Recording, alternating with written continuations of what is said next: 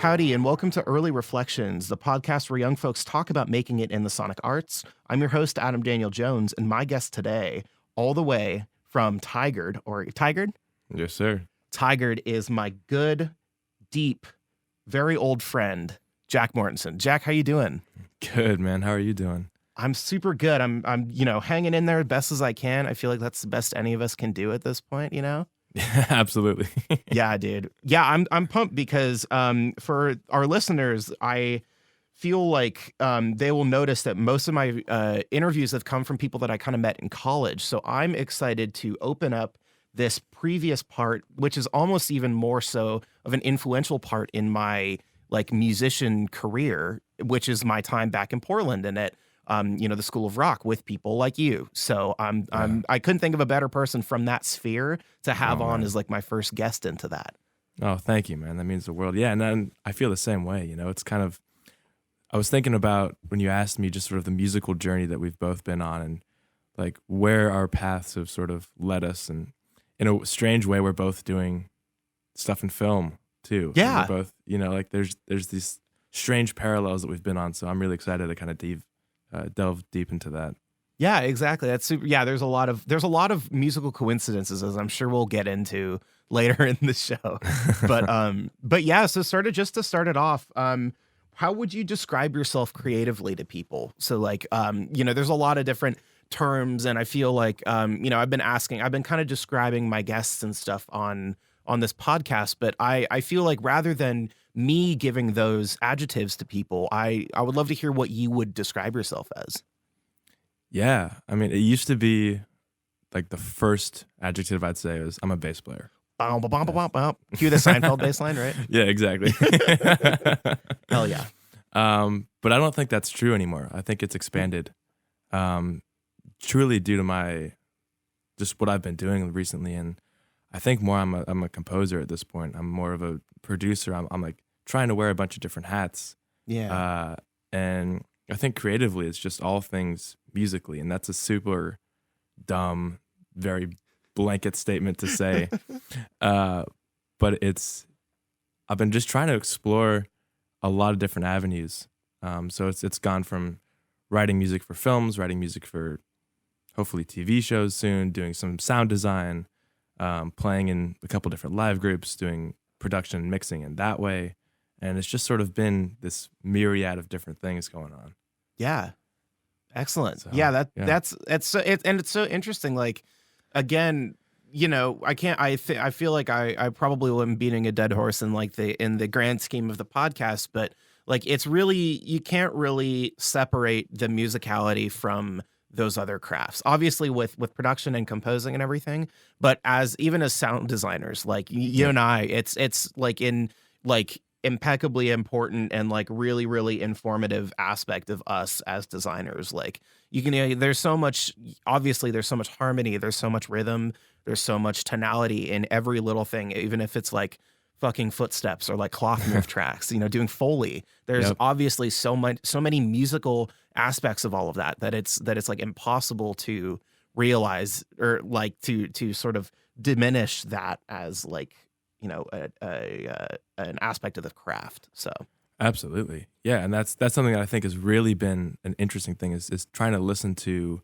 like when you watch a film, for example, and you listen to the way that footsteps, are sort of being portrayed in the general picture. It's such a fascinating thing, as basic as it is, to try and listen to the rhythmic aspects of it, to try and listen to what it is that's making it, seem so grounded in reality. Like it's so easy to, I think, as a viewer, like not think about those things, which is ultimately a sound designer's best, Exactly. case scenario when they're not thinking about it.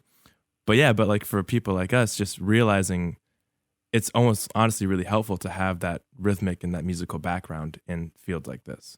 Yeah, absolutely. It's that kind of thing. And even in composition, it's that thing of like, sound for picture. It's you do your best work when people don't notice that it's there. Absolutely. Like obviously with film music, like aspects, I'm pretty sure a couple of weeks ago I talked to my friend Lauren about this, who does composition, music editing down in LA, but she's a saxophonist, and I had to bring up the score for Hereditary, the Ari Aster film with Colin Stetson. That Mm-hmm. is all, it's just brooding like musical textures, but also just sort of, yeah, very like, it's very hard to delineate that from the sound editing in the movie. And that's sort of the most beautiful thing is having that like intersection between the two within, a visual, and like having them blend so well with a visual language. It's like so important, and when it's done really well, it's just beautiful. Another thing that I think of is Blade Runner. Both of the Blade Runner 100%. movies, like, yeah, it's incredible. So yeah. Yeah, absolutely. And Blade Runner is a great example too. Obviously, with the Hereditary stuff, is the blending of motifs and the blending of sort of the natural and the weird, unsettling sounds there is fantastic. But with like Blade Runner, I think personally Zimmer did a great job echoing the Vangelis Yeah. sort of vibe in the new one.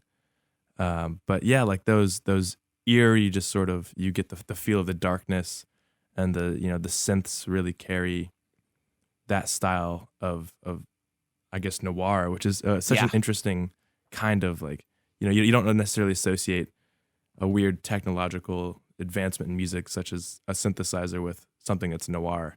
I Yeah. think something like that is a really cool, and then blending that in with like the rain sounds and the atmosphere of the whole film, and like it's super cool. Yeah, absolutely. Yeah, there's Yeah. a great mini feature that Pro Sound Effects, who's a awesome company. I use their libraries and stuff for sound editing. They put together on their YouTube channel with Mark Mangini, who was the supervising sound editor for Blade Runner 2049, and he talks about he had the privilege of going into the original stems from the Blade Runner movie from 1982, Blade Runner, and Wow. like looking at that, it's really hard to they have not documented well who the sound designer on that was. And so if any listeners happen to know who the sound designer for Blade Runner, the original Blade Runner was, please let me know. Please email me. But yeah, he said that he looked through and there were just so many like brooding, like musical textural stems that Vangelis created probably with the CS80 that were just like, just so like even their like resonant frequencies in a way, like sort of just melded so well with that like weird, like sort of electromagnetic hum of that city Hmm. of LA in whatever 2019. So yeah, it's just incredible. Like when again, like I'll revert back to when those things are mixed together so well, it's just like the best visual experience, visual, auditory, just like experiential art, 100%.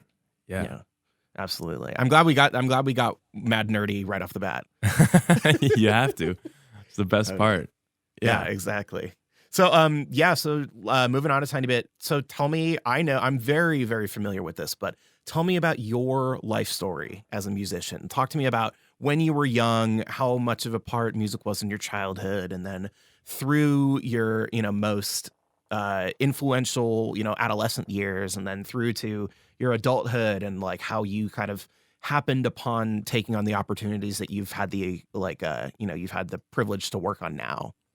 Yeah.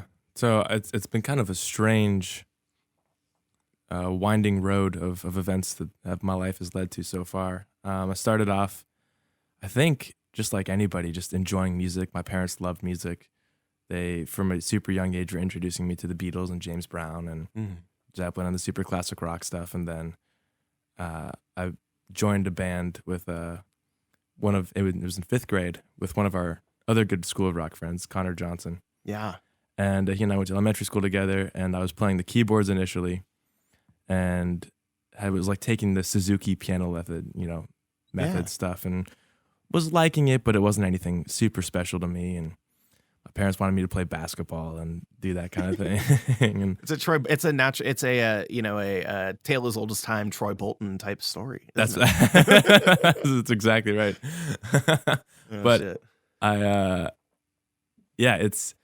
I'm not quite as talented as any of that though, so it's all right.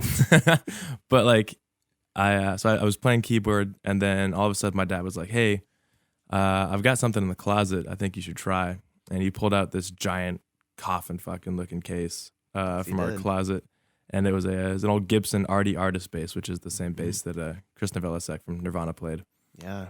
And I was like, oh, this is kind of cool. And at the time I pulled it out, it was like pretty much the size of me. So it was. That's a big bass. I've played that bass before. It's a big old bass. Yeah. It's a big bass, a big boy. It's got the Moog board in it too, which is phenomenal. Yeah. So a lot of options with that. Mm-hmm. But anyway, so just started playing that. Immediately fell in love with it. Through Connor, I learned about the School of Rock and what that sort of entailed. Went to a few summer camps, loved it, started playing more, and then officially joined. And yeah, School of Rock, I think ultimately was, as I think it was for most of us who went, sort of the birthplace for our musical love and journey, and just, you know, the confluence of all of our inspirations and influences coming together to then help us push on our whatever dreams we wanted to go for. Yeah. Like I think it really was a great exploratory spot. Mm-hmm. Met some of my favorite people to this day still. You know, had a lot of really amazing musical opportunities there. I got to be part of the All Stars. Yeah. Which we got to play at Lollapalooza. We got to, you know, sort of do some touring stuff, and which at a young age I think is really cool to kind of get that road experience, and that helped me really dive into the live aspect of everything. Like I love playing live and always had. And one of my all-time, I think, which is weird to say, one of the best parts of School of Rock was making those connections with the people that I still have today. You know, learning how to, like, obviously be in a band, but how to creatively express yourself with people and how to sort of work with the give and take of that. And then how those skills would then help us in the future, which I think is really cool. And I learned, I got to, while I was at Lala, I got to meet one of my favorite musicians of all time. His name is Glenn Hansard. Yes, you did. And I got to play with him actually, which was fantastic. And it was sort of this like, I was, the night before in the hotel room, I had noticed I was, you know, Googling the Lollapalooza lineup, and I was like, all right, Glenn, this is my chance to meet him. I saw he was playing. He had like a secret show that he announced, and it was like on the same stage right after we were done playing. Oh, yeah. Okay. Yeah, so I was like, oh, this is my chance. Like, I'm gonna meet him. I'm gonna, you know, do all this stuff. And then I, like, everyone else, it was one of the last nights we were in Chicago. Mm-hmm. So everyone else was like, hey, we're gonna throw a party. We're gonna go out. And I was like staying in my room, just like grinding all the Glenn songs that I knew, like trying to make sure I knew them all down.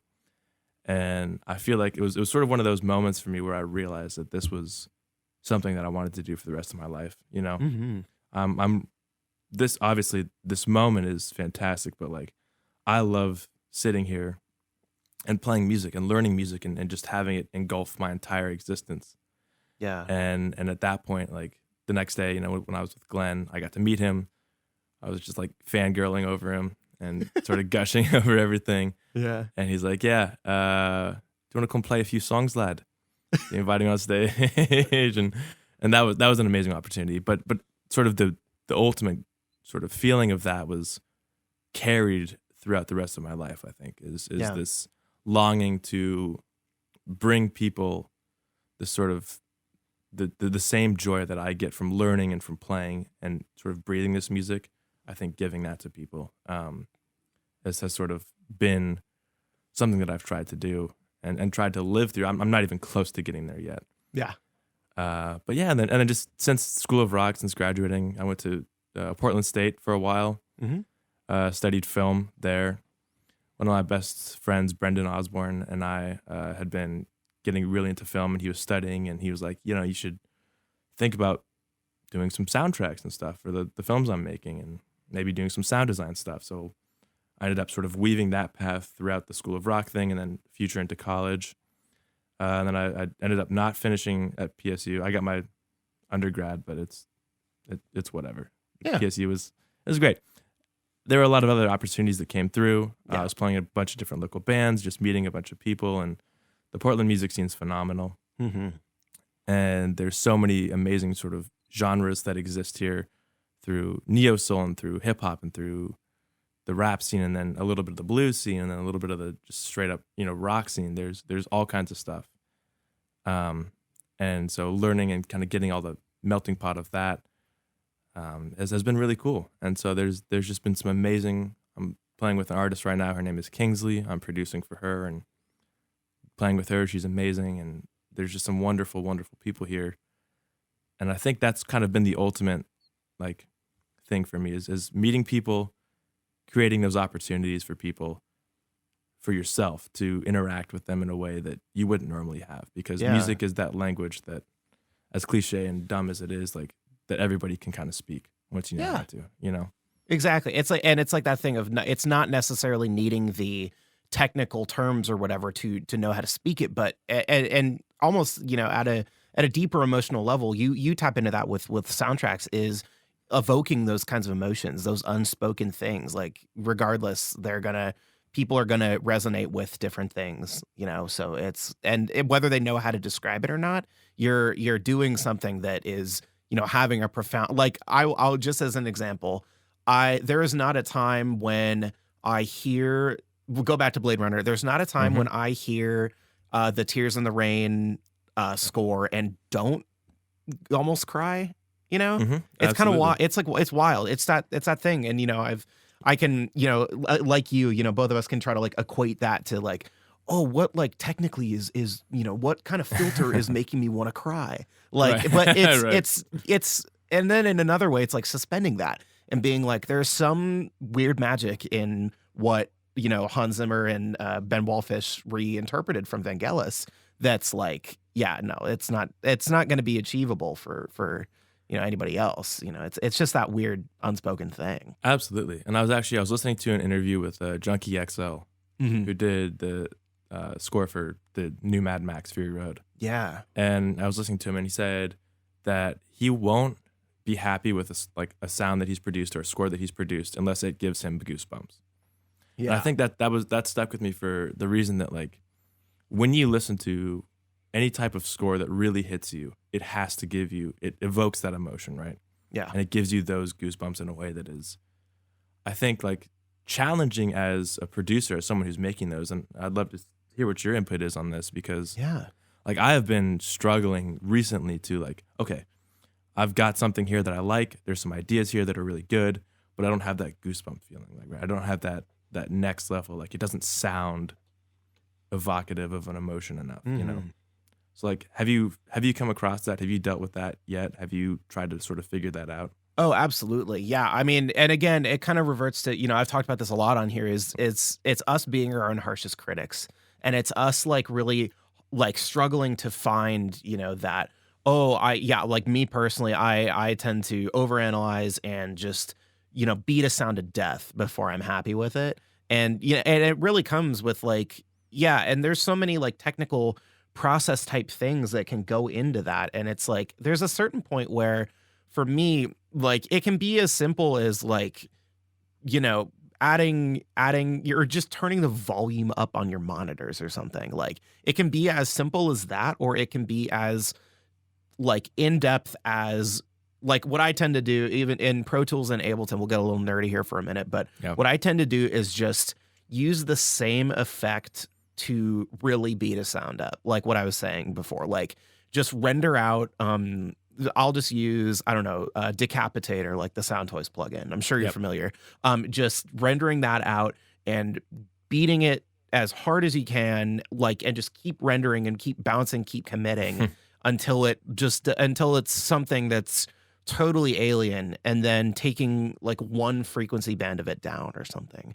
Like Oh, wow, it yeah. really, and it's stuff that I'm sure any directors that maybe listening to this probably would be a little hesitant, but it's, and because it's part of it is describing this and tracing sort of the lineage of a sound. I think is something that's so endearing. That's why, and we both have mentioned now interviews with people, like that's such like learning the process behind how they make those kinds of sounds is Mhm. for me like super inspiring, and trying to evoke that same process, even though like, and it's kind of a weird thing, but like trying to follow those same technical aspects is like a really cool way of like trying to come up with something that's your own. And I know that it might be hard because you kind of be like, oh, maybe I feel like I might be ripping off that thing, but ultimately it's a methodology, and it's not necessarily, regardless of you following the same methodology, you're not going to get the same result. So Yeah, I guess yeah, goosebumps for me come in Yeah. a lot of different ways. It can come with even just playing a really really low like whatever kind of sine bass thing, below 70 hertz and just putting like a tremolo on it.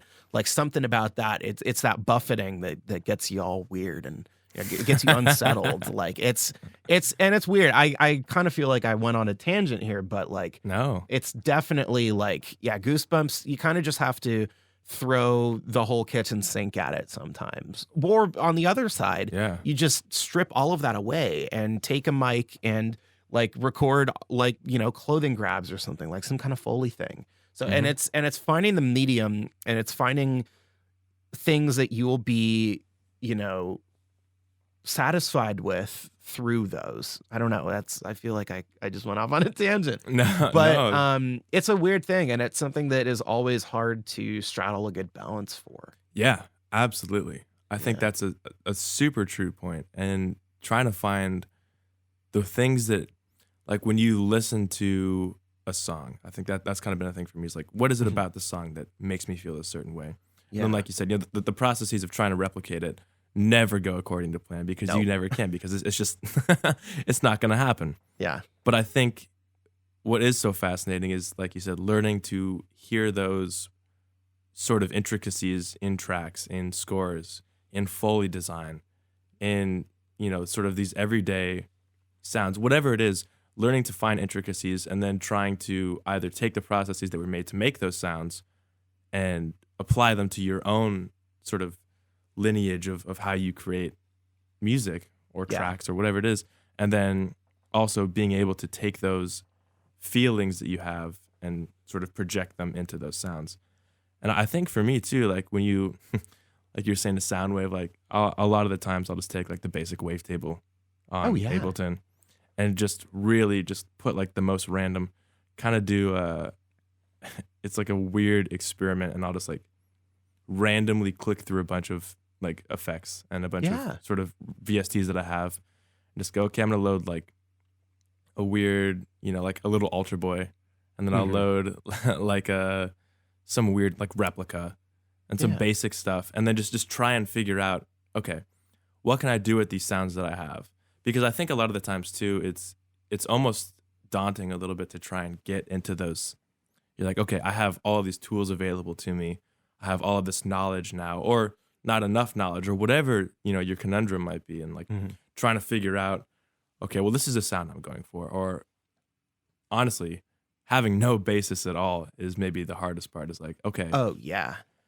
like if you're starting a soundtrack or you're starting something, and you go, I have no idea where to start. I have, if you're working with the director, like the director's giving me a little bit of insight, but it's really on my plate now. I have to look at the picture, or I have to Mhm. listen to what he said or she said, and figure out exactly what it is that, how the sounds that I'm supposed to make in order to capture that feeling.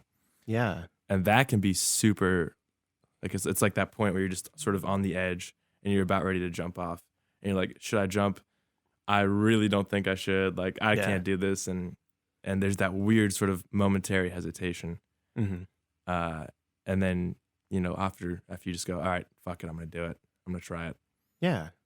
That experimentation, I think, is honestly one of the most exciting parts when you can wrap your head around it. Yeah, absolutely. And it's yeah, I'd done that like it's really fucking hard, but something that's cool to do and just really really tests like your creativity is one doing something with like you were saying with no visual reference, Yeah. particularly like sound designing with nothing involved. Like the best way, obviously for people that are listening that are wanting to get into that kind of sound design, definitely use visual references. Definitely do. I still do lots of sound replacements and stuff like that, because, and especially as young people, it's hard to get those kind of projects going sometimes. Like, you don't know directors, you don't know whoever. So it's really, really Hmm. good to take those in. But also, yeah, really, excuse me, really starting from bare bones stuff. Like even what I'll do, even if there is a visual reference or if there's not, is even just starting with white noise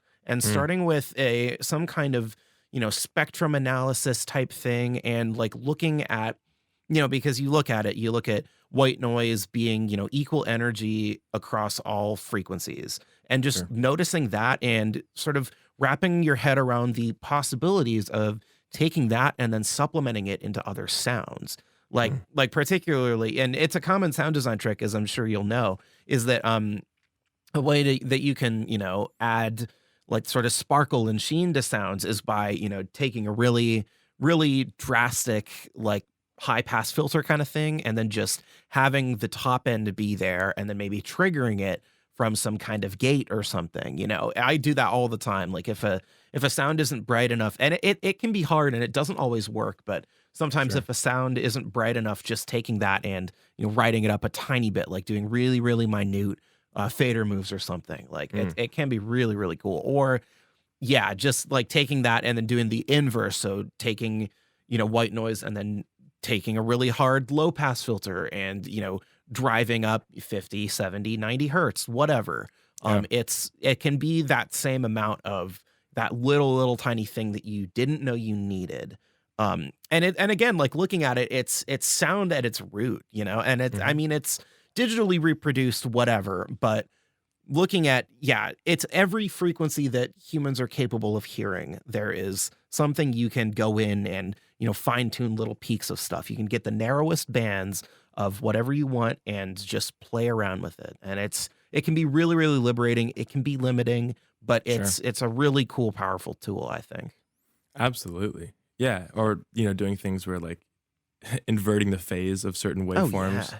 to try and just get that like that shimmer effect like you were talking about. There's just so many little tricks like that that I Yeah. think are so fascinating and stuff that you just wouldn't like. It's almost like just trying to explore out of the Yeah. box shit. You're like, all right, this is maybe some shit I'm not supposed to do, Yeah. but I'm gonna do it.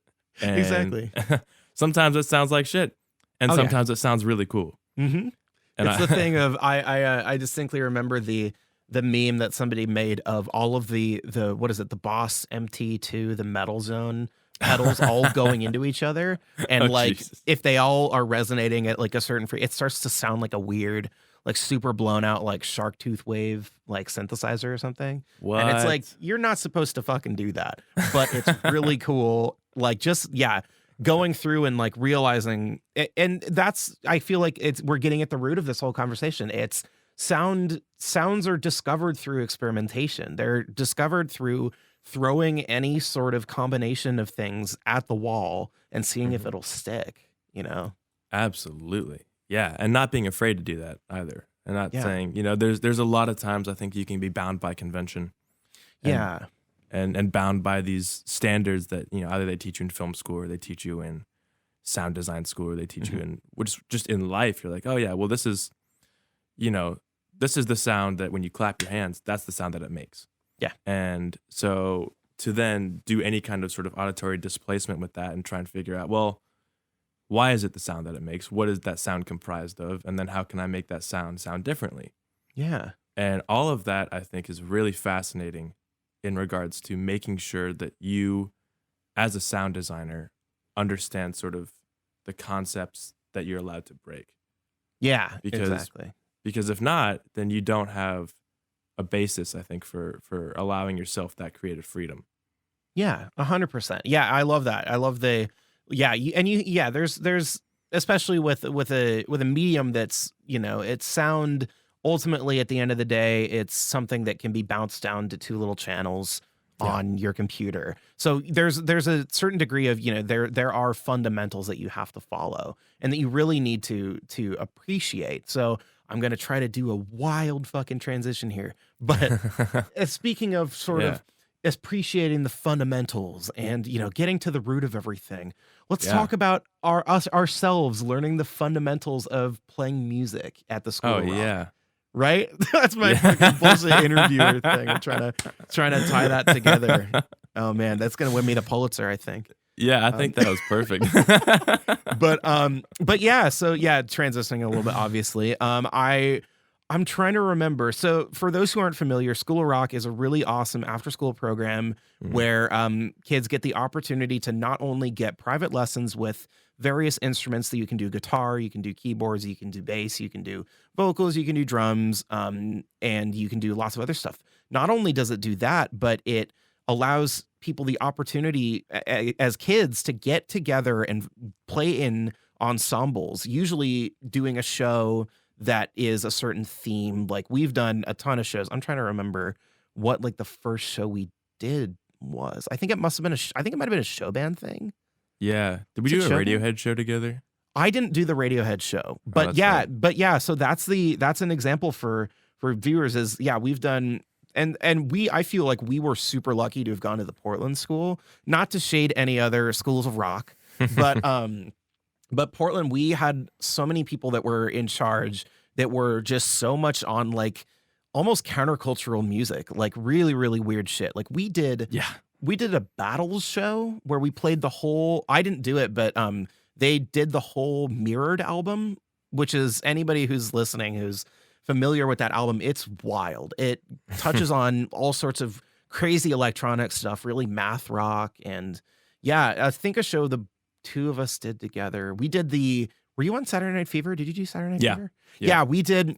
We played the entire soundtrack for Saturday Night Fever, including, and then we added in some other songs. But yeah, I feel like that was such a good, really important thing to teach kids playing music is one, the sort of importance of going in and being able to, be a Swiss Army, like, session person. Like that's Yep. how I know that's how both of us, got the sort of prowess that we have on our instruments is by doing those shows and by realizing the importance of being able to mimic a record, particularly. Like I know I did a lot of shows with Dave Caniglio, who was one of my drum instructors too, like pre-Berkeley, helped train me a lot, like in the fundamentals of stuff. He was always very adamant about sticking to the sound of the record and everything like that. So I'm just kind of curious, what are some awesome shows that you remember having done? Like what are some of your favorite like season shows?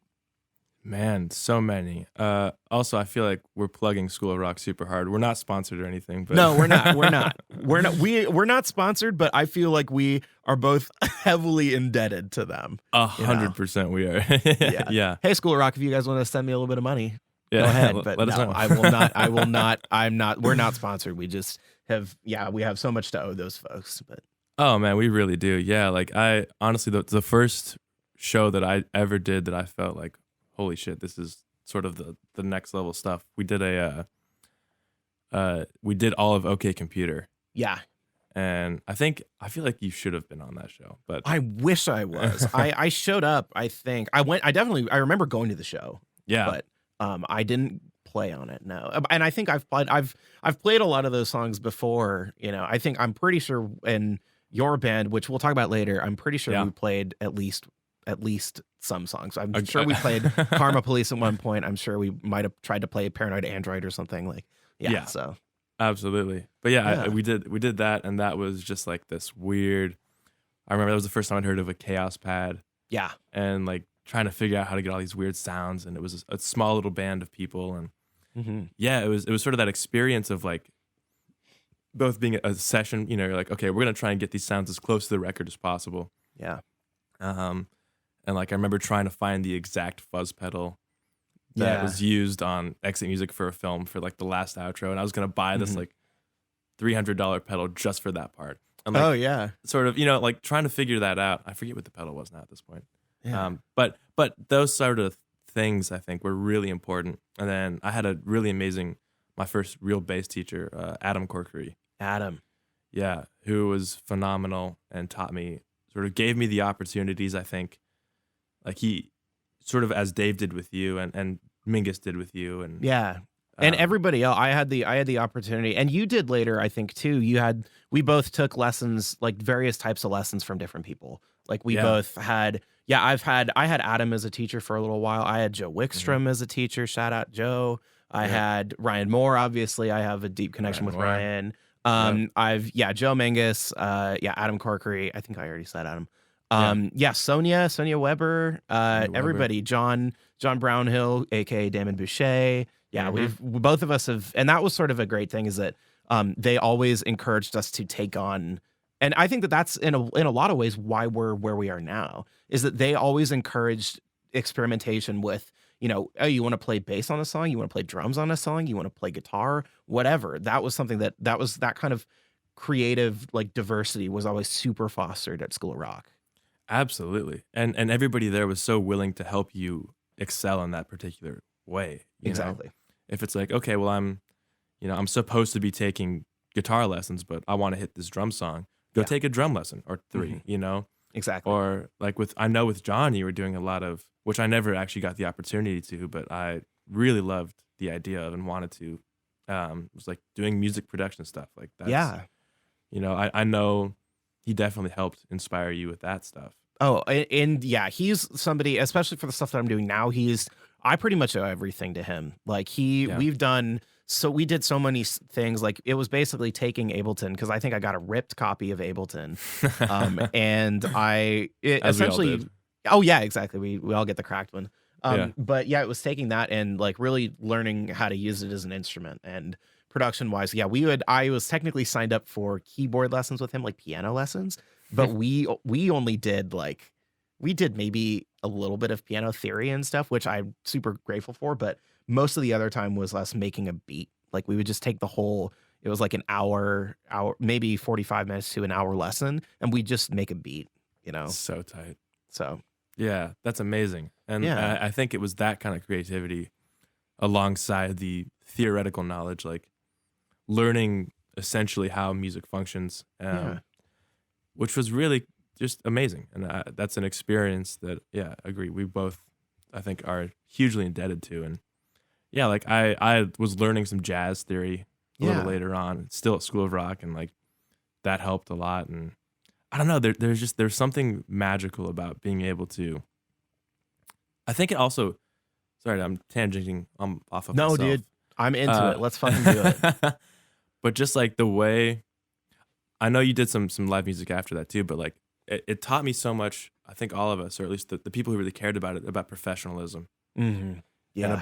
about learning how to sort of be held accountable for things Yeah.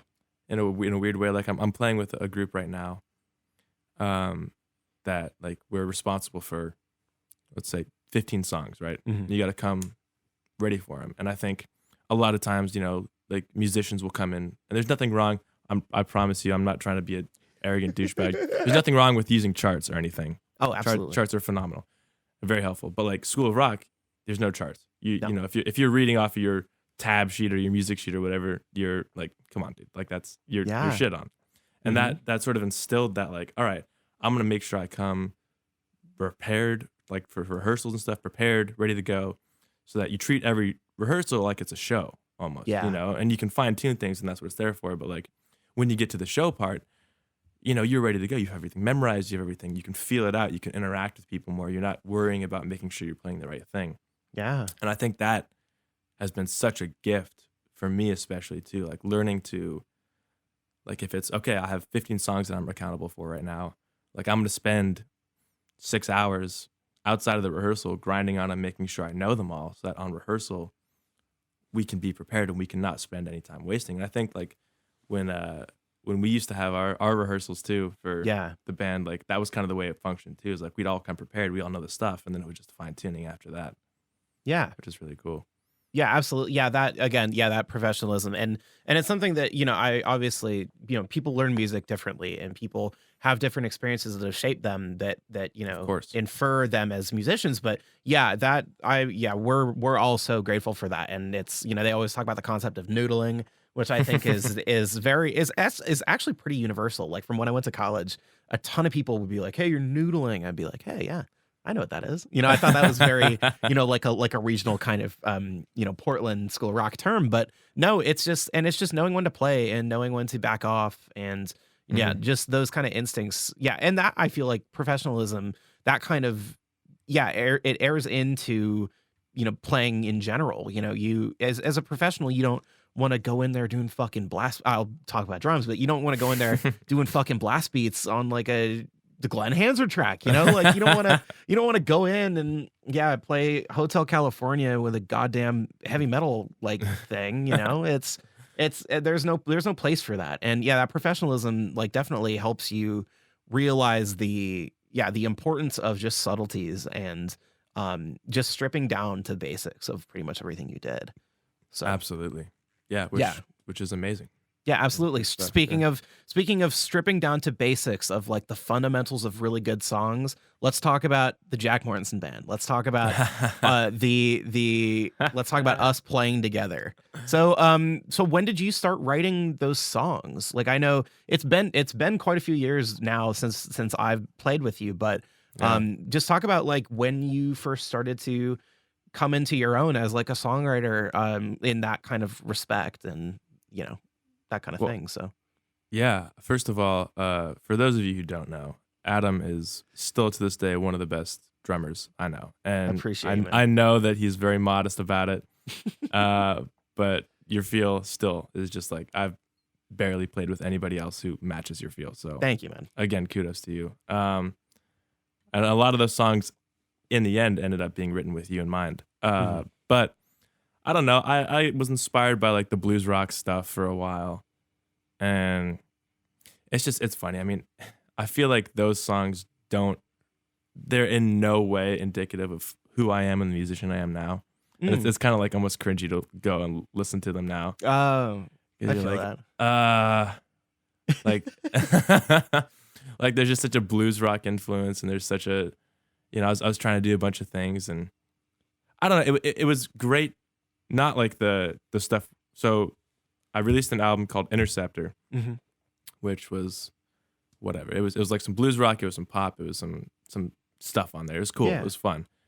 And then like a year later, I asked you, and then a buddy of ours, Zach Holden on guitar, and then an amazing vocalist, Maya Chambry. Maya Chambry. So the four of us were in the band, and it was the stupidest, dumbest Jack Mortensen band was the name, and I really, to this day, still regret it because it's just like, how uncreative could you possibly get?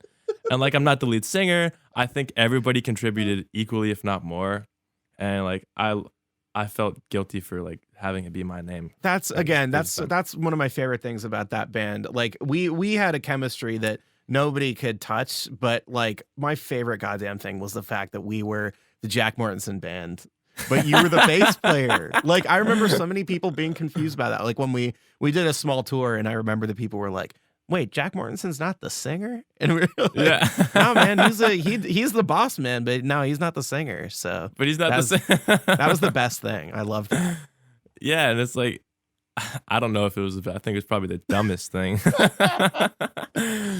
But a great learning experience for all of us, and like, like I look back on that too. Like, we learned how to kind of run a tour a little bit. Yeah. And like, I realized if it was my name, I should have been fronting the bill for the whole thing. So again, sorry about that. 3 or 4 years later. No, you're fine. You're fucking fine. But you know what I mean? Like there's so much to learn from that. And I feel like ultimately my favorite parts of that whole experience were like there was a session we did at the Map Room. Yeah. And just like us going in there and just fucking around, figuring stuff out and like Mhm. writing stuff. And then the Kung Fu Bakery session we did. Yeah. I remember The- those two were things that, yeah, for those who don't know, who I don't know how many folks from Portland are listening to this, but for people who are outside of Portland, those two are some of the most legendary studios in the whole city. Yeah, Map Room, incredible. Josh Powell, who's the head engineer there, does an incredible job. Kung Fu Bakery also is incredible. I'm pretty sure Elliott Smith's done some recording there. When he wasn't recording a Jackpot, of course. But yeah, just really high class, incredible rooms to be in. And I'm pretty sure we did the Kung Fu Bakery show, I think session when I think I skipped school for that. I think you did too. Yeah, 'cause I remember. did too. I remember I was like, "Hey mom, can I skip school for this?" And they were like, "Yeah." Because we explained it and we were like, "This is a really, really incredible studio." And then our producer whose name I'm blanking on. For that record or for Yeah. that song we did, it was Steve Sunholm. Steve Sonholm. Yeah, incredible. He was an awesome, energy to have in the studio. Yeah. I was just like, this dude like produces for big people. Like, I need to skip school for this. Yeah. And they're like, all right, cool. And I think that was at the point, I think it was either junior or senior year of high school. I don't think we were, I I think I knew that I wasn't gonna go to like a college, real college, you know? I Yeah. think I knew I was going to Berkeley, so my parents were like, "Yeah, I mean, we know you're going to Berkeley anyways, so like you might as well just fucking do it. Just, do your homework later or whatever." Yeah, Um, absolutely. but yeah, those two were the first like professional like experiences I remember that where I was like, we were in the studio for the whole day. We were there from like 8 Mhm. a.m. to like 7 at night or something. Yeah, absolutely. And like, at the Kung Fu Bakery, which is unfortunately no longer there anymore. Mm, yeah. We did one of the last sessions there, which is Yeah, we crazy. did. But like, yeah, I think for all of us, learning how to like what what a session is like, and okay, we're gonna cut. We were ambitious. And we're like, yeah, we're gonna cut 5 songs today, Yeah. and they're like, nope, no, you're not. And we ended up cutting 3. That was pretty good. Yeah, we did. But like learning how to work in that environment, I think was insane, and especially Yeah. with the like you had mentioned before, that the chemistry we had was super awesome, and I think that's really one of the greatest things about sort of that whole experience is like sort of our friendship that's come out of it, and learning Yeah. and keeping in touch. And I personally have learned so much about production from you, Mm, and just how to experiment with, as we were talking about earlier, with sounds. And like I hadn't used Ableton at that right. point. I hadn't used Ableton until like 3 years ago, so Yeah. I was super new to all of that experience, and then really being able to hone those skills in after getting that introduction from you, and you being, I remember just for the longest time you were always the biggest advocate. You're like, bro, you gotta check this out, it's pretty good. I did. I Yeah. still spread the gospel of Ableton, even though I kind of have a Pro Tools based studio now. I still Yeah. will like always spread the gospel of Ableton to people. Oh Yeah. yeah, Lives Yeah. 11 is coming up, by the way. Yeah, dude, Live 11, that's gonna be fucking sick. It's I gonna be sick, might man. need to get it. I'm budgetarily it's gonna be bad, but That's gonna I that's gonna I think take I you. need to. I Yeah. think I might need to, but yeah. Yeah. So real quick, we're gonna take a break on the podcast. We'll talk more. We're not necessarily. I don't know if we're gonna analyze any music specifically. I think we're probably just gonna keep hanging and talking. But first, I'm gonna throw to Meditation Minute.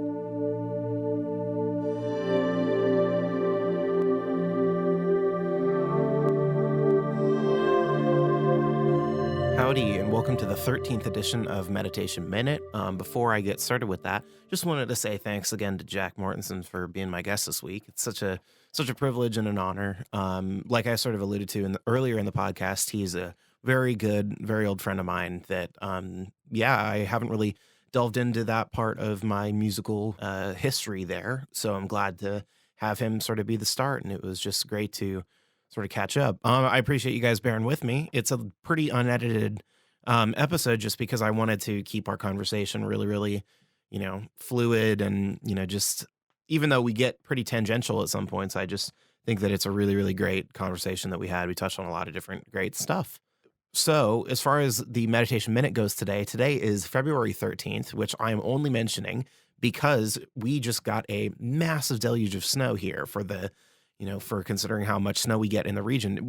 Isn't that much in the grand scheme of things, but we probably got close to 7 or 8 inches. So it's pretty great. I'm just saying this because, naturally it's a sound designer's dream sort of, and a sound recordist's dream to go out and record the snow like this because, snow is such an absorptive material. It sucks in all the sound and, just gives this, nice tranquility to all of the surroundings. So, yeah, I just went out like a few minutes ago. I'm recording this today on the 13th. And I just did this a little bit ago. So yeah, just you can hear a little bit of wind, maybe some weird resonance type of stuff in the low frequencies of it because I didn't get a chance to fully edit it yet. But otherwise, just take a listen and enjoy.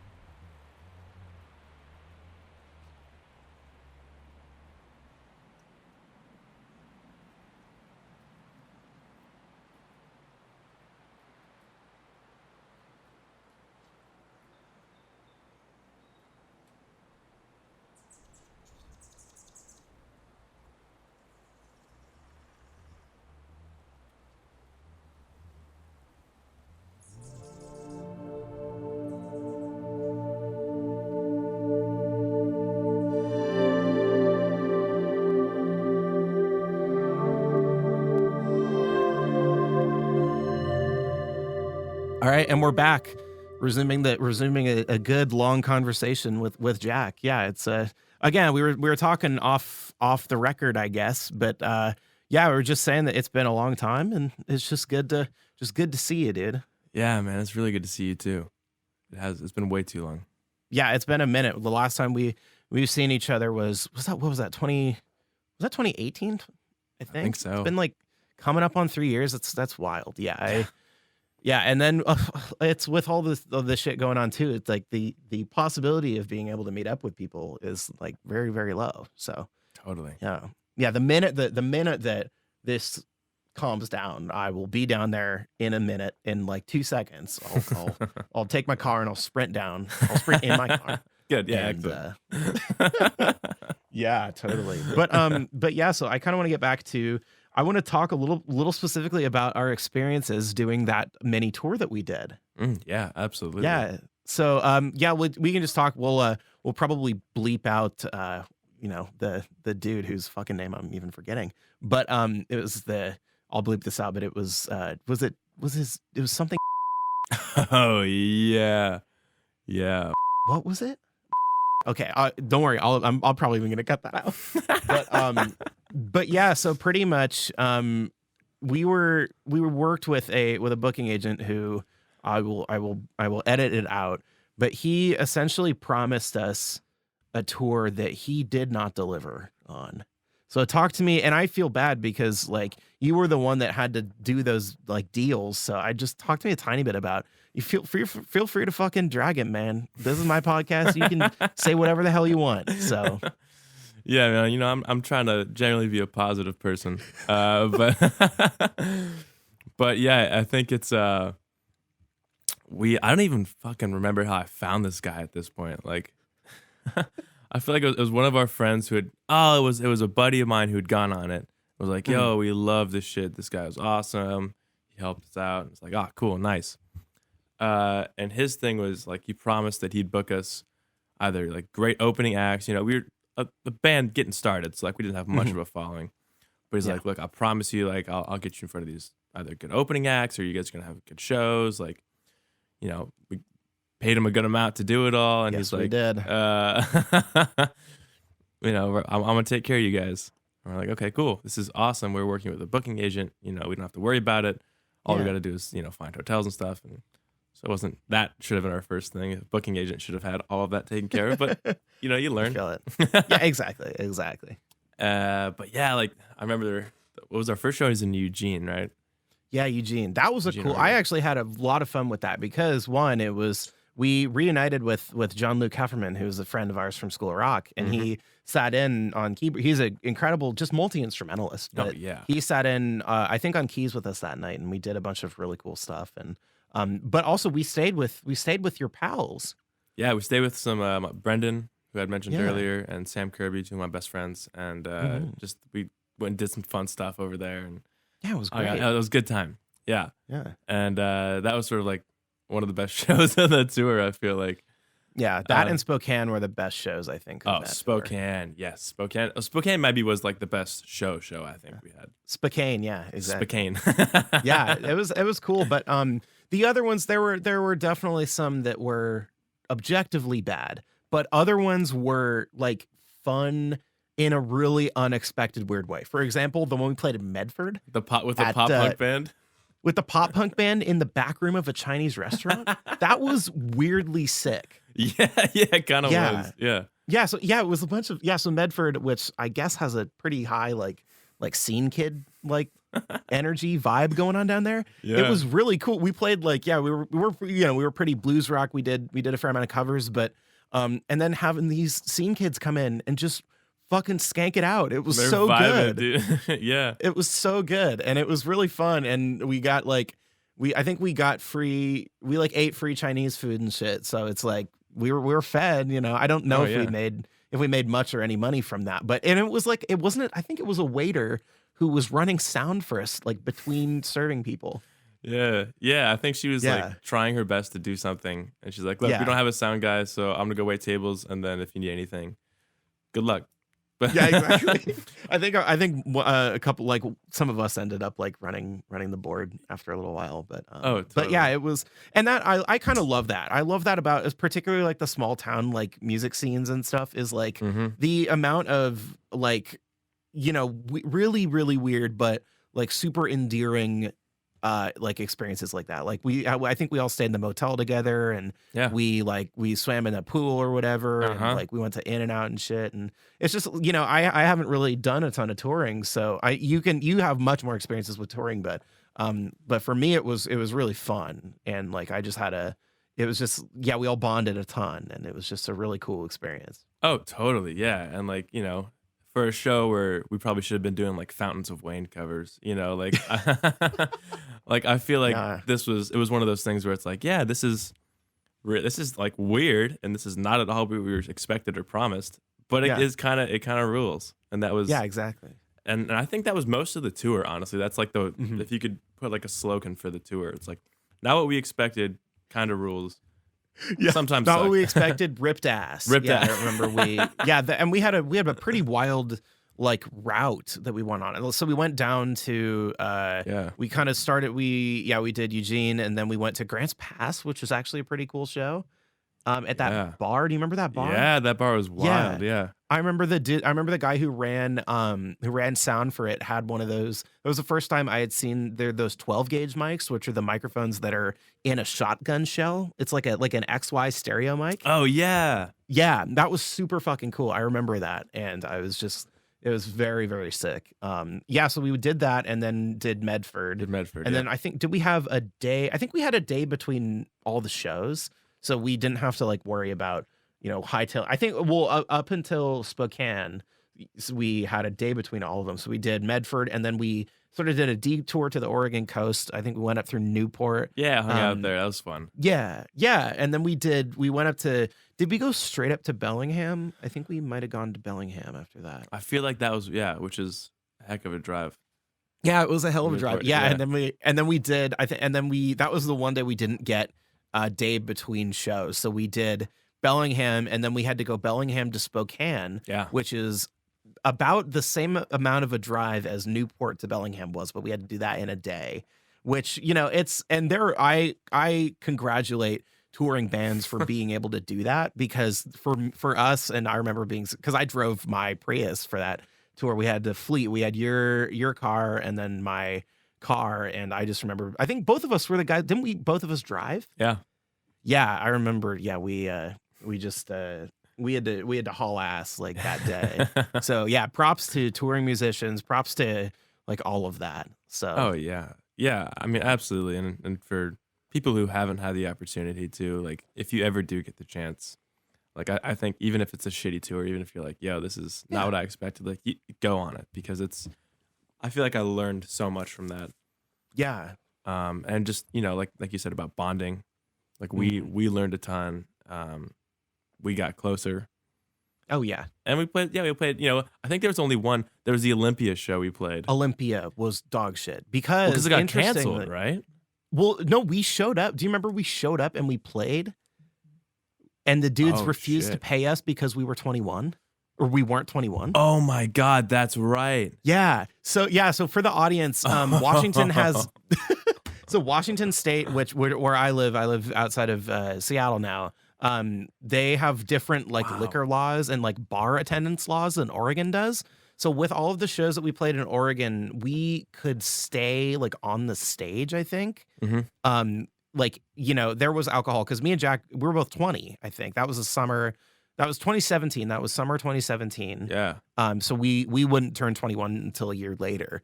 But yeah, so we at least in Oregon had a pretty chill time with, we could hang like on the stage, or like in the green room, or whatever kind of, green room type of situation they had. But in Washington, they leave it up to the establishment owners to make those rules for them. So they apparently, we had no knowledge of this. They did not let us, they didn't let us like, or that we went and we showed up and we played, and they didn't card us, but we played a couple songs, and it was after like a burlesque show. Oh, that's right. So like the first Yeah. song was like, oh dang, there's a bunch of people here, and then immediately everybody left. Everybody fucking left. Yeah. So attendance was bad, and they refused to pay us because two of us weren't 21. Yeah.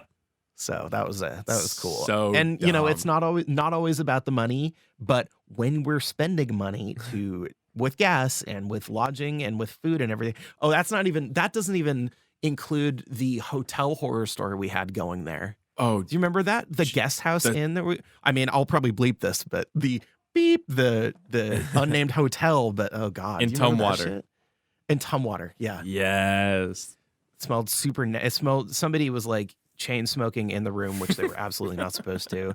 I felt like I think we all collectively felt like we were gonna get rabies Yeah. from like sleeping on those beds. But yeah, so very last minute Yeah. we bought, I think we rented a room at the Best Western, which was like just down the street or something. And thank God we did, because yeah, I wouldn't have been able to hang with that. No, not at all. I feel like we were gonna get like the kids from The Shining were gonna come in down the hall. Yeah. And that's It was like Overlook Hotel if it was smaller and dirtier. Yeah. And smelled like cigs. yeah, absolutely. Yeah. But yeah, so and then yeah, we hit that was going up to I kind of just didn't even count Olympia as a show. Nah. But yeah, so we did that, Olympia quote unquote show, and then we went to Bellingham and then went back all the way eastern Washington to Spokane. And then that show was really good, actually. Yeah, there was good attendance, good energy. Yeah. I feel like And we got a cut of the bar sales, I think, didn't we? yeah, I think we made a couple $100, which is pretty good. Yeah, which was more money than I think we made the whole tour. We made from that one show, which is great. But yeah, again, kids, it's not about the money, but if you're spending a lot of money to get there, it'd at least be nice to make a little bit, That was, I feel like, a little bit of the energy of the tour. But yeah, and then we culminated in, I think we played a show in Seattle at a smaller like cafe. That I had a good time at that show. I don't think a ton of people showed up, but it was a cool time. It was a good time.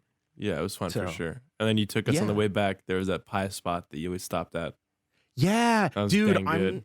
I'm so bummed. I'm probably gonna bleep the name of the pie spot out, because I will tell you why. But it's called Spiffy's. Oh, yeah. But you know why? Is because recently they were doing super hardcore Trump like anti-lockdown protests there.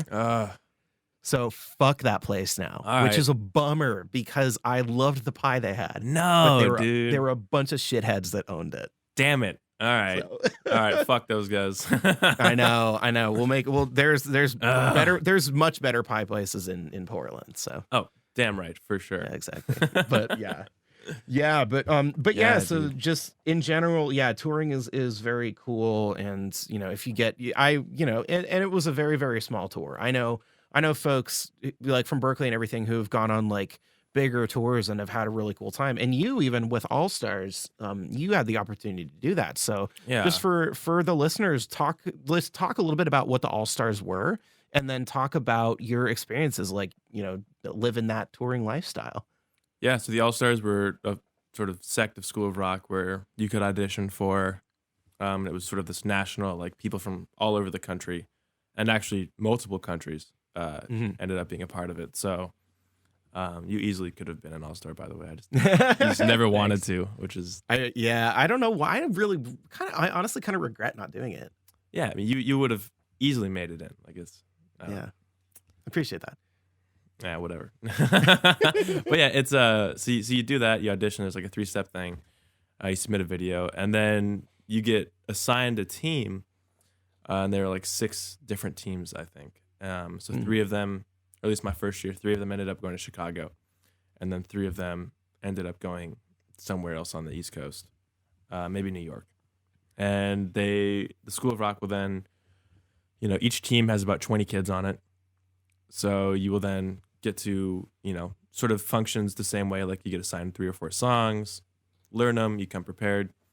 I was like, there's no way this is going to happen. But apparently on the contract, they had said, if you don't know your songs when you get here, you're going home. Like you're done. Ooh. And I don't think it was that severe, but like there was a kid, there's a kid who didn't know his songs, and he literally got relegated to like 1 song. Wow. On like a percussion thing, because like you have the honor of being an all-star, and you don't get to. I don't know. Yeah. It's not that. It seems so pretentious. Anyway, it was super cool. It allowed you to be with a bunch of people you've never played with musically before, you've never even met, and then you come together and play music, and it's this really fucking awesome experience. It's like sort Yeah. of the base level School of Rock on steroids, Mhm. and then you get to just go around the country, play some really cool stuff. My second year doing it, we started down in Nashville and made our way all the way up to Rhode Island, which was really cool. Yeah. So hitting the whole East Coast, hitting both Carolinas. Didn't go to Florida. Happy about Thank that. God. Yeah, thank God. Sorry Oh, to God. all the Florida listeners. Sorry, Florida. Yeah. But yeah, it was a awesome experience touring on that level. It wasn't really that different than what we did Really? because I mean it's like, oh cool, yeah, we're going on tour, but it's the way it functioned is it's the School of Rock All Stars playing, right? So who the fuck's gonna come see the School of Rock All Stars? Right. And then on top of it, there were 3 teams that would generally tour together, so it would be like a cycling. So so the bill would be like the School of Rock All Stars, Team 1, Team 2, and Team 3, and then it would just be like, Oh. so each team would have their own set, right? So it's like, Right. we can't do this. This is like there'd be like 40 people cumulatively at a show. Oh man. Yeah. And That's totally. yeah, and like half of those were the kids from the other teams. So we just ended up watching. But it was beyond that, except for like at the festivals at Lollapalooza, there's a shit ton of people there. So of course there's Yeah. going to be people there watching you. But yeah, it was sort of that experience of like really understanding how to like function with other people too. I think is one of the best parts. Yeah, absolutely.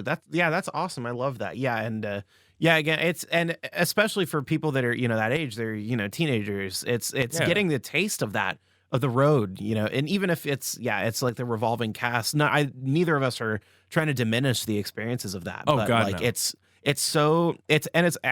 really really important for musicians to, and even as for people that know that they want to tackle being a musician like professionally, it's that step into realizing, oh, there's the possibility of making a living out of this, out of being like a touring musician, which I know quite a few. I mean, obviously not right now during the pandemic, but I know a lot of people who did School of Rock All Stars who I met at Berkeley who are now like session musicians in LA and doing all that kind of stuff. So it really Yeah. is a good like preparatory.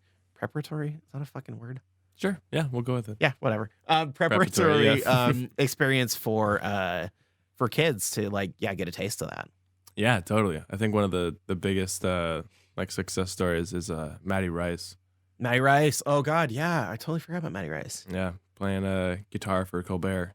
Yeah, now I think she's in the SNL band now.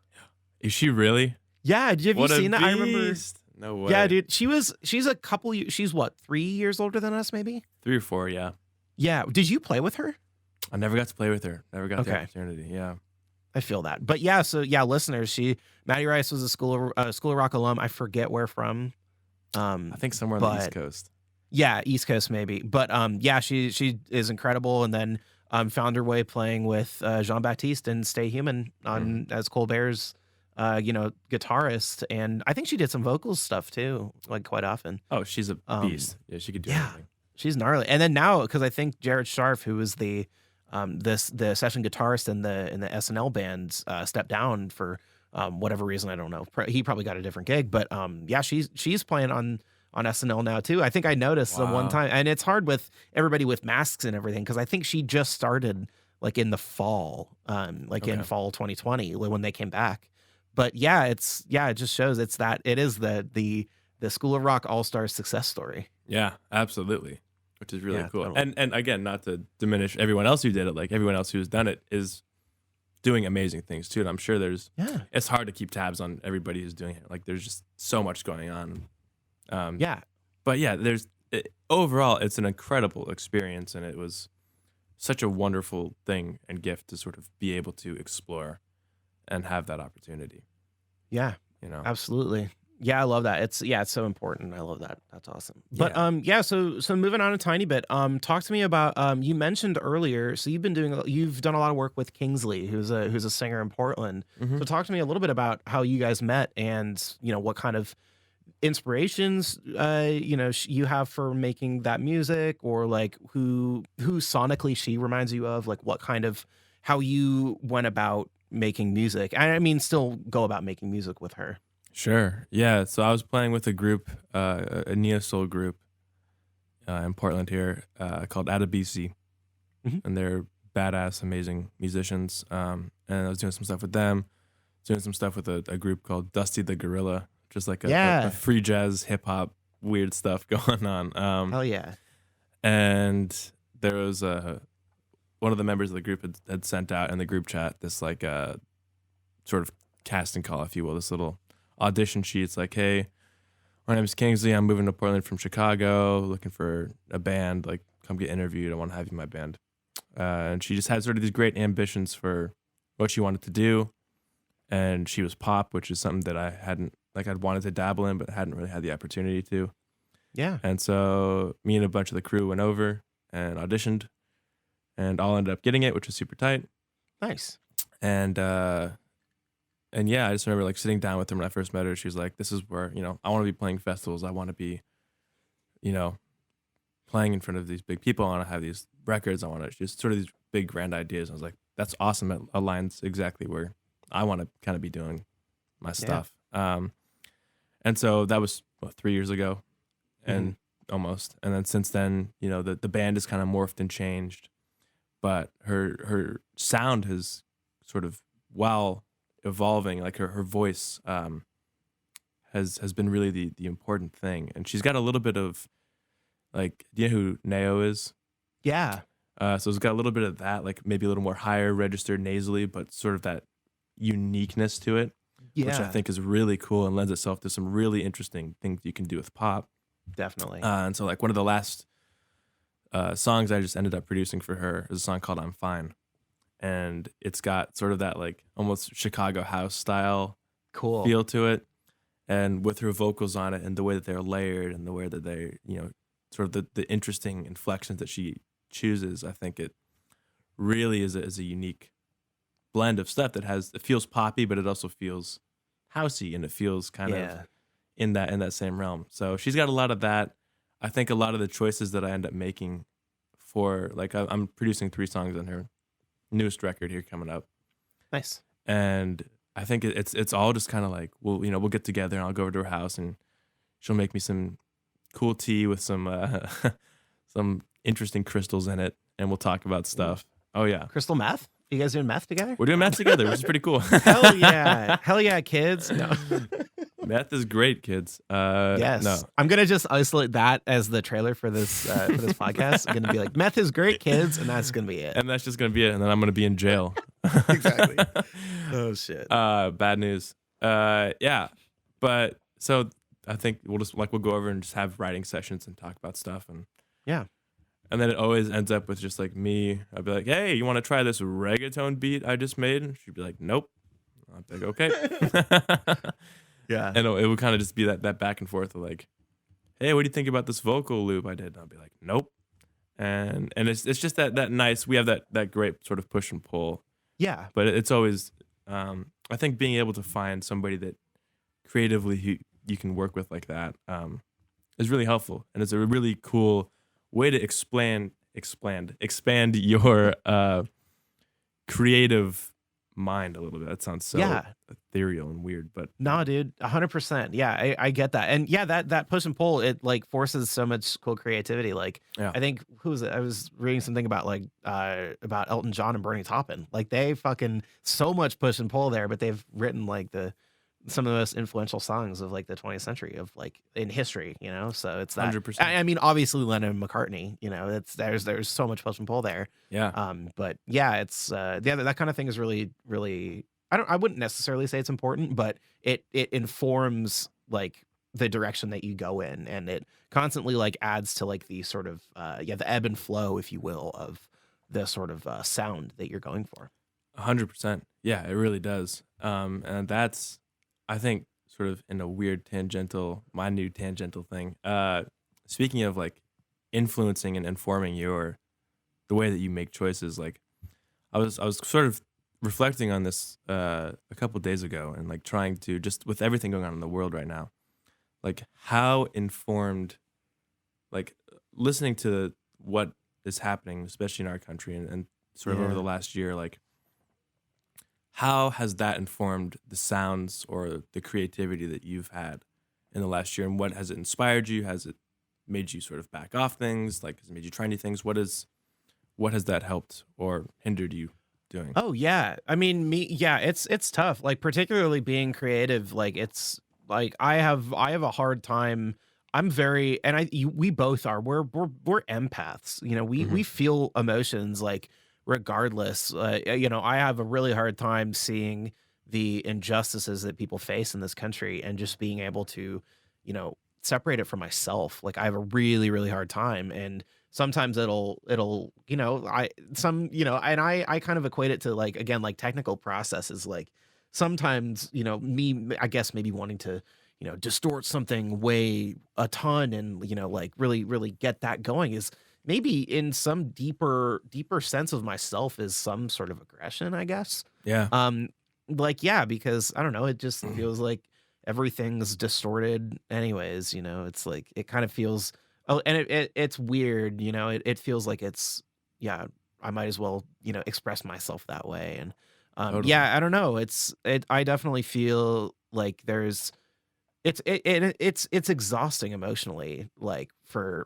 people like us who feel those emotions so deeply, um, but, yeah, I mean, it regardless is gonna force people to be creative, like, in whatever timeline, whatever form it comes, like, I know a lot of people and I know, like, a ton of people share memes where it's like, "Always working all day," like, "Blah, blah, blah, blah, blah, blah," like, if you don't come out of the pandemic being a fucking master at your craft, whatever. Like Yeah. I there's good things about that mindset, but it can be a little toxic too. Like I feel like it's very much like, oh God, you know, it puts too much like unwavering like pressure on yourself. So like it's something to really tread lightly with. But Totally. yeah, and then especially for people like Kingsley, who's like a woman of color, like that's really, I think it's really important to like help her lift her voice and like express that kind of however she's wanting to. Like it doesn't, and I mean, I'm not saying it has to be political, the message she's saying, but just having those voices be heard, like for what they want to say. It doesn't have to be some wildly political stance on everything. It just comes to Right. representation, I feel like in a certain way. 100%. And I recognize obviously like it's such an interesting conversation. Like Kingsley and I have had this conversation. Yeah. I'm sort of the epitome. I'm a straight white male Yep. who's creating this music for her, and how do I make sure that you know the way that I'm presenting a beat, for example, is indicative of the way she was feeling, and Yeah. is allowing her the space to say what she needs to say. and Mhm. and I think she had a really interesting we had a really interesting talk when sort of the initial protests in Portland started happening, Yeah. and she was almost cynical in a way. She was like, this is great, but it almost doesn't feel like anything's going to change. It feels like there's a Right. bunch of white people coming out saying Black Lives Matter, but what's actually going to come out and Yep. change? Exactly. And that was right around the time we were making, sort of really trying to put this record together.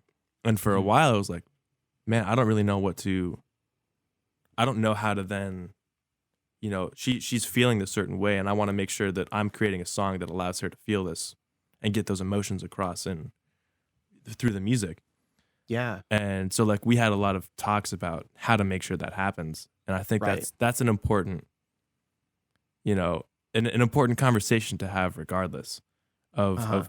anyone who you're working with, but especially like if you're working with, you know, an opposite of whatever you are, like Yeah. being able to make sure that you're informed in a way that helps both parties, sort of get make sure their creative voices are being heard, and make sure if there's a political message that's being heard, and just in general making sure that they're feeling like they are allowed a space that they Yeah. can create in. you Exactly. know Yeah, no, it's 100%. It's about occupying a space and yeah. using the message. You're using your platform to like talk about your life experience. Cause yeah, again, like us as straight white men, we've pretty much had the entire like entertainment industry for so long be at our disposal. Yeah. And like fucking honestly, don't I don't know if there's a lot of like it's real saturated, by white folks, and Yep. especially now with people, societally it being more okay for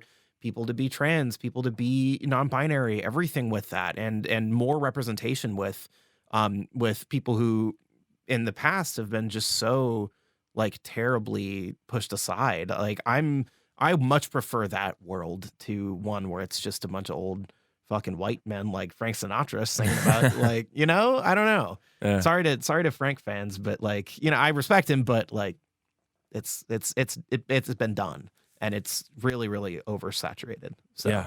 I'm just excited. Yeah, again, like with people like Arca and Mhm. people like unfortunately the late Sophie, which I hate that I have to say. I know. Fuck. Yeah, it's but the world that they've envisioned, those kind of people, it's I talked about this and I did like a little year-end thing where I talked about my favorite albums of 2020, but Nice. just this yeah, it's non-binary, it's Mhm. bilingual, it's multiracial, it's everything that people need to like that music. It's so much of it like looking at it from just purely creative like stance. It's everything that I would want to live in a world, Yeah. Yeah. Absolutely. And making Mhm. sure that world continues to not only be lifted up but thrive. Yeah, exactly. And that's I think as a weird, I've had a lot of conversations with a lot of my friends this past year, just reflecting on everything, and like, it almost it's not like it's trying to just find your place. It's not like you have Mhm. to be an apologist for who you are. Yeah. It's not like you have to say, all right, this is, like it's just sort of making sure that you are allowed to interact with people in a way that expresses everybody and that Yeah. everybody's heard. And I don't know that that's, as you were saying, like we are in such an oversaturated industry right now. Yeah. And hopefully it is beginning to change and is beginning to get to that next level, but there's still so much work that needs to be done. Yeah. But I think as long as conversations are being had about it, and as long as it's a priority for people, especially guys like us, Yeah. then we're on the right track. Absolutely. That's exactly right, Jack. We're kind of rounding about we're coming around the bend, sort of near the end of the podcast. Yeah. But sort of just as one last parting thing, what is some of your advice for any young folks that are listening that want to get into playing bass, film scoring, sound design, making anything for visual media, touring, whatever? What is your advice for those people? I'd say regardless of what it is you want to do, because there's so much in this world that you can do, Mhm. just don't stop at it. Yeah. Don't be afraid to do stuff. And it's super cliche, but for a long time, I had felt pressured that like I had to really make, I had to make a name for myself. I had to do these things. I wasn't going to be successful. That might actually might be what it is. I think it's Mhm. define your own success, Yeah. because a lot of times there's these sort of preconceived notions that you have or people have for you. Like, oh, you're a musician. Do you, let me hear all of your songs, or how many views do you have? How many plays do you have? Mhm. And there's this pressure on you to try and sort of either societally or socially present that music in a way that is going to help you, or is just going to be popular. It's going to be this weird feeling for you. And if you are somebody like me, and maybe you, I don't know, but like who just loves making music, who loves playing music, like do it for yourself. And if your own version of success, if your own definition of success is finding that happiness within you, then that should be enough, Yeah, man. I think don't ever stop doing it, but make sure you're happy doing it. Yeah, exactly. Yeah, it might sound cliche, but it's so fucking true, honestly. Yeah, Yeah. absolutely. Dude, Jack Mortensen, the legend, the myth, No. the god. None of those things. Thanks so fucking much for being my guest this week on thank the you so podcast. much. Yeah. After we talk about defining success for yourself, do you want to give us some quick social media plugs before we leave? Believe it or not, I'm trying to get off of social media. Dude, that's a good idea. Yeah, it's so toxic for my brain. Mm-hmm. But if you want a little follow, it's at Jack_Mortensen on Instagram, and that'll be it. Totally. I'll link it in the description. But okay. Yeah, folks, just go keep an eye out for whatever he has on the horizon. Thank you. This is a class act, dude, and just happy to see you. And I don't know, just very, very good to catch up. Yeah, amazing to catch up. Thank you so much for having me, and yeah, it's been amazing. This is gonna be a good one. All right, everybody. This has been Early Reflections. I'm Adam Daniel Jones. Here come the Facebook and the social media plugs. So bear with me for a minute. This has been Early Reflections. I'm Adam Daniel Jones. Find us on Facebook at Early Reflections with Adam Daniel Jones. We're on Instagram at Early Reflections Pod, all lowercase. And remember, Early Reflections have an important role in determining the sound and character of a space. See you soon.